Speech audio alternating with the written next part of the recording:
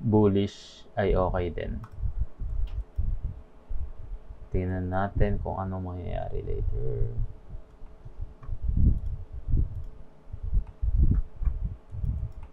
Kung yung bearish play ba natin yung mangyayari. Dito ba? Sweep. Touch supply zone. And then bearish. Or sweep ng Asia low. Tapos bullish.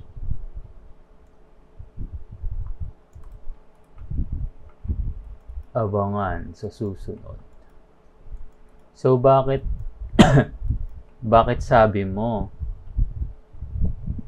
ano to, supply zone? Bakit hindi siya gaganyan dyan para mas bumaba?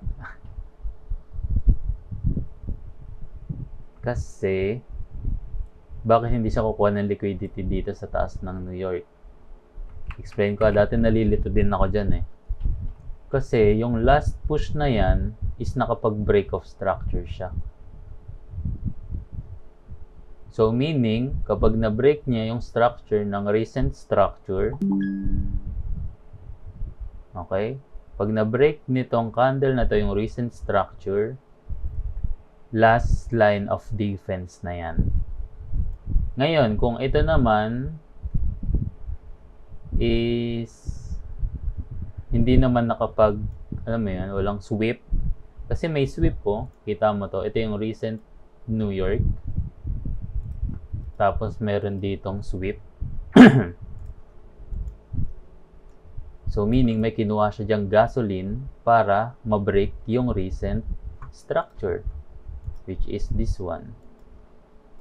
Okay? Nagkaroon siya ng change of character. Okay?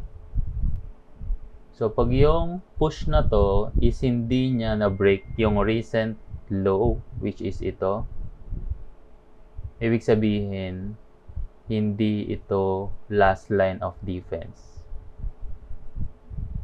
Kaya ngayon sabi ko sa London session gusto kong makita ng sweep sa Tokyo. So ito Tokyo, gusto ko lumampas dyan yung price. I mean hindi ko gusto pero before kasi mag-push pababa ng price, kailangan niya ng liquidity. Or even more. Diba tulad nito? Liquidity sweep. Na-sweep yung liquidity dito. And then naka-break siya ng structure. So meaning, kapag may liquidity sweep, kapag yung structure is merong liquidity sweep,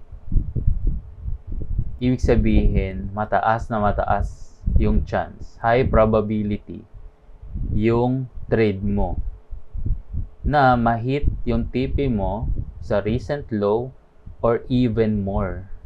Bakit even more? Kasi may liquidity sweep tulad nito. Kung ang target mo dito, kung nag-sell ka dito, tapos ang target mo dito ay recent low, okay yan. Pero kung sobrang lakas ng liquidity dito, kaya mong tumarget ng mas mababa dyan. Okay? Pero sa scenario na to, hanggang dito lang inabot niya. Sa baba na to.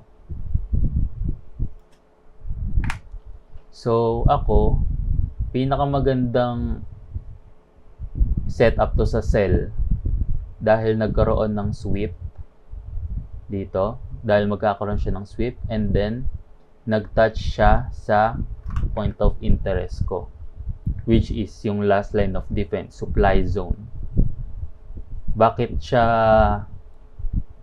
POI? Kasi maraming nag-sell dyan. Maraming naiwan na orders. So, kailangan niyang balikan. Now, I am not sure if na-sweep na ba dito yan, if na-mitigate na ba dito yan. Kasi sa 5 minutes, nagkaroon siya ng push, nagkaroon ng market structure shift, okay? And then, bumalik siya doon sa supply zone. I'm not sure kung na-touch na siya or hindi pa. Ngayon, kung tumagusto, kung nagkaroon na aggressive push dito and then dito kumuha ng liquidity, okay ako sa buying. Pero may kita kasi natin sa reaction later. Kung yung sweep ba at yung touch ng supply zone ay may biglang aggressive push pababa. So, ang gusto kong makita is pagka-sweep, di ba? Structure. Tapos, sweep. Gusto ko ng sweep dito. Kailangan ko ng sweep dyan. And then, next na gusto kong makita is instant break after ng sweep. Kasi meaning niyan, aggressive push yan.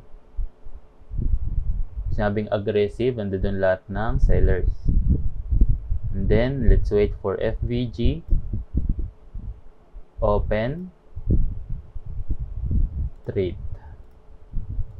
Stop loss above the sweep. Target low.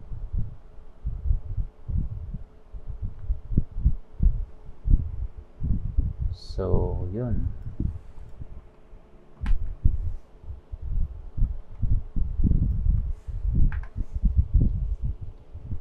Yun lang.